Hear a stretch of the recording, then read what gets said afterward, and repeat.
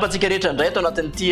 fandaharana mety ho tetry ny andro ity andorana anao ny mety ho tetry ny andro ho an'ny 3 andro manaraka dia ny zoma sabotsy sisiny alahady ho avy izao.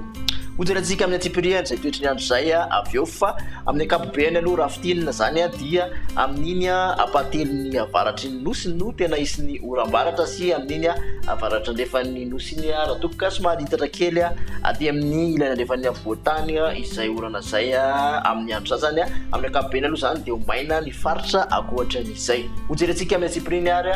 misy ny oram-baratra sisany oram-baratra zany aty amin'ny morotsiraky ny faritra Boeny sy Sofia ny rapitso maraina tolaka izany ihany koa dia mbola misy talivin-drahona ny morotsiraky ny faritra Diana iny aty amin'ny atitany kosa dia mandrandrahona ny faritra Melaky sy ny faritra Menabe fa mety rana talivin-drahona kosa izy aty amin'ny ilany atsinanan'ny Melaky sy aty amin'iny miandro vazo iny akoatr'izay dia ifandimbo ny rahona sy ny masoandro.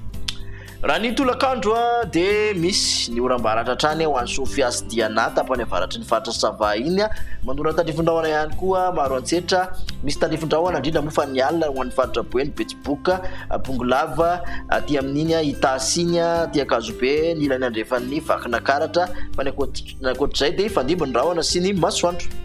Ho an'ny vinavina ny maripana kosa indray dia manodidina ny 7:20 ka hatramin'ny 7:20 aty amin'ny faritra Avoatany ny ambony indrindra raha tokoka 7:20 ka hatramin'ny 30 kosa aty amin'ny morotsiraka atsinanan'ny nosy ny andrefana moa dia mihoatra manodidina 2:30 3:30 ny ambony indrindra dia ny faritra Androisy Savano ahitana izay. Toy izay toetry ny andro izay raha ho an'ny tontolo andron'ny sabotsy kosa indray ary dia mbola misy sisandorana ny voamaraina amin'ny terny avaratry nosy iny sy aty amin'ny faritra Melaky raha toka hivadika oram-baratra izay ny tolakandro ho an'izay faritra Diana sy tapany avaratry ny faritra Sofia sy Sava izay misy talivin-drahona mety hanakotrika ihany koa aty amin'ny faritra Melaky aty amin'ny ilany andrefan'ny faritra Boeny iny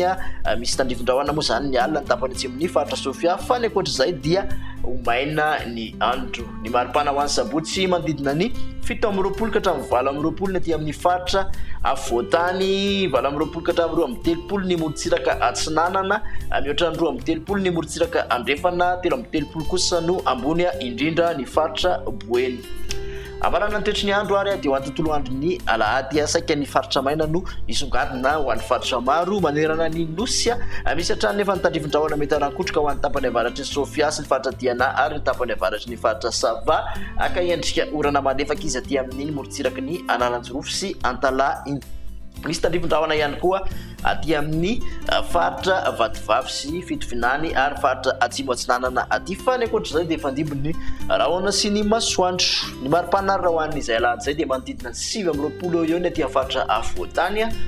30 ka hatramin'ny 2:30 ny morotsiraka atsinanana raha tokoka 2:30 ka hatramin'ny 4:30 kosa ny morotsiraka andrefan'ny nosy. Ny mafana indrindra dia any amin'ny faritra Menabe izay 4:30 degré Celsius izay. Dia makatsitraka anao nanaraka an'izay hatramin'ny farany manasanao amin'ny manaraka indray ary veloma tompoko.